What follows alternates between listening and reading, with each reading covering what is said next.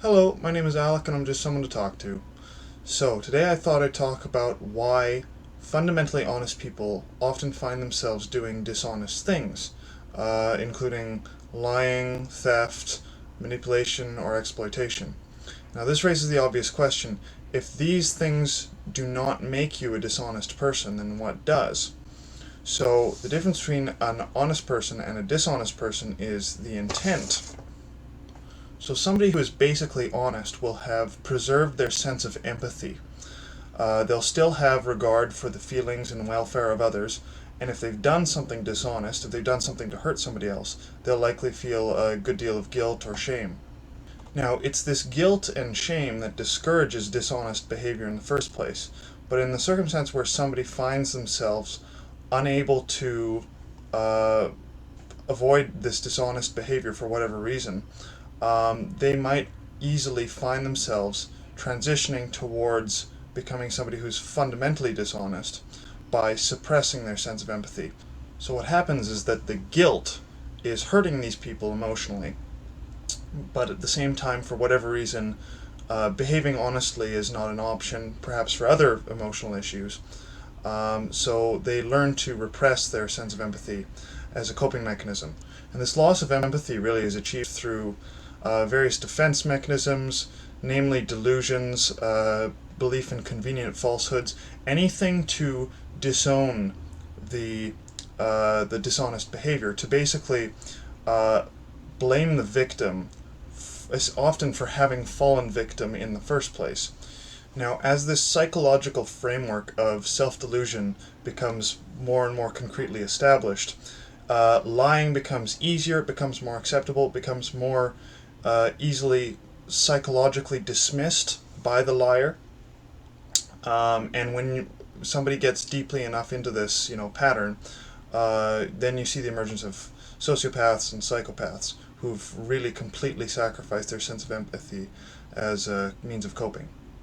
Now, some people are more susceptible to this sort of downward spiral than others are. Some people find these convenient falsehoods to be totally unacceptable. They find the reality of the situation to be far too compelling. Others are completely willing to sacrifice their sense of reality for something that allows them escape from basically the anxiety and guilt of being a dishonest person, having hurt others. But it's important to note that nobody fundamentally wants to be a bad person. Nobody wants to hurt others. We all have this instinct towards cooperation. It's just that some of us have buried it along the way, perhaps beyond the point where it can realistically be recovered. But this is only the case in fairly extreme cases. Now, what is dishonest behavior? Now, obviously, there's more than one way to be dishonest, and there's sort of a hierarchy of dishonest behavior. Some behaviors are more indicative of a loss of personal empathy than others. The most shallow form of dishonesty, that is to say, that the form of dishonesty that least reflects a loss of empathy, is theft of physical things. And the reason I would refer to it as superficial is because the thief can very easily disown this behavior as not reflective of their character.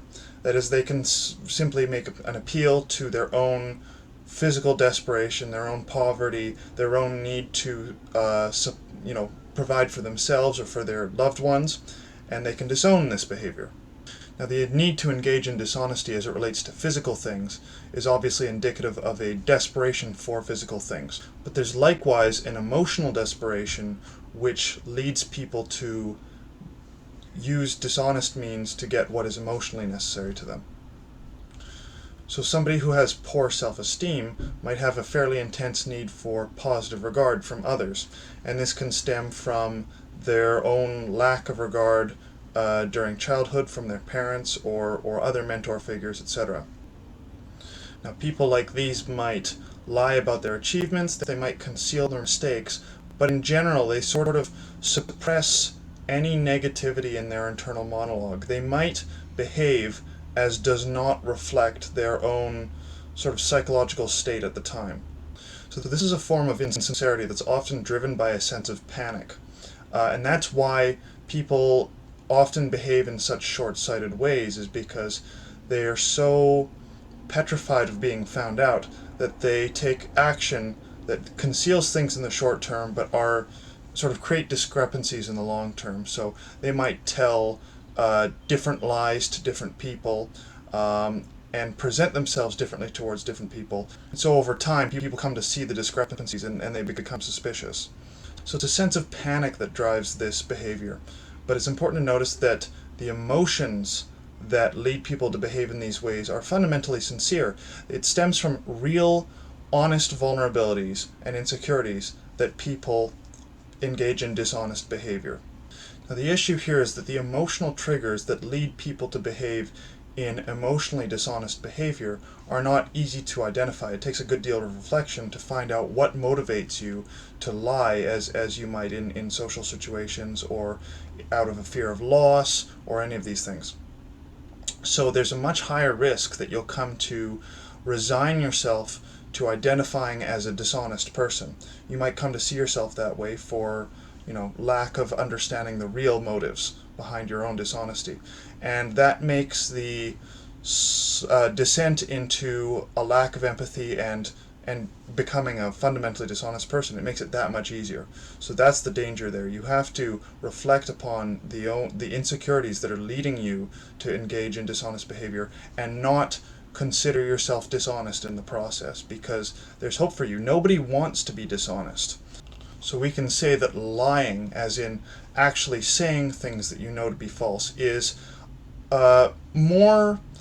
it's a deeper form of dishonesty than theft, but it's not all the way there. It's not as deep as it goes, because often lying is driven by panic. It's short-sighted. It's not really thought through. What is thought through, what's premeditated and is a little bit more insidious, is manipulation of people or exploitation. So this requires sort of prolonged maintenance of a lie. You have to have thought it through beforehand. You have to know how you can influence people, exploit their insecurities or vulnerabilities, and manipulate them to get the reaction that you want, or the behavior that you want out of them. And just because you engage in manipulation or exploitation, once or twice, doesn't mean that you are, a sociopath or a psychopath. You're not necessarily that far gone. We all dabble in these things without meaning to. But it's important to reflect upon your own honesty and ask yourself, how far gone are you? How often do you accept falsehoods in order to escape the guilt of knowing that you've hurt people? In knowing that you've put your own interests above others. And it's an emotionally taxing thing. It's a painful thing to acknowledge that you've hurt people and that it wasn't the right thing to do. And that's part of why apologizing is so difficult. But it's a short-sighted thing to refuse to accept responsibility in this way. It damages your relationships. It hurts your credibility. It's just not to your own benefit.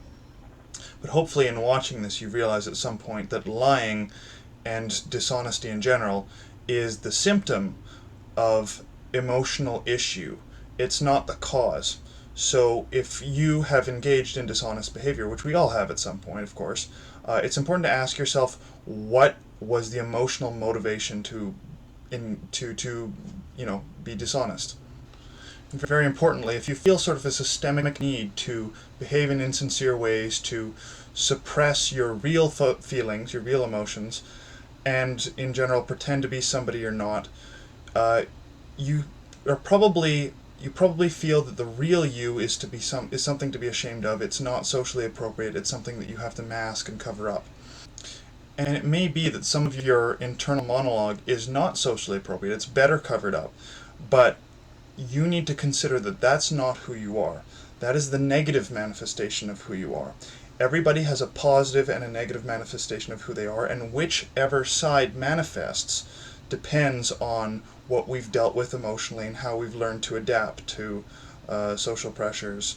And it really is a shame, and it's really a sad thing, because a lot of people never get to see the positive manifestation of their own character. It could be that we were all the positive manifestation of our own character as children before we'd adapted to our own circumstances. but it could be that the positive manifestation of one person's character required them to be a little bit vulnerable, which is a good thing. Making yourself vulnerable is a good thing, unless somebody's there to exploit that vulnerability. And it's really a tragedy if that person is a parent or a trusted peer or a mentor or somebody really influential. So they learn to suppress that, and they only become acquainted with the negative manifestation of their own character, which helped them cope during those vulnerable formative years, and never with the positive manifestation, which is just buried. But buried as it may be, it's still there, and you should really explore it and try to find it. And it will be difficult because you're totally unfamiliar with it, but try to consider how you behave at your best and under what circumstances you behave at your best. Maybe it's with some group of people that's more vulnerable than you.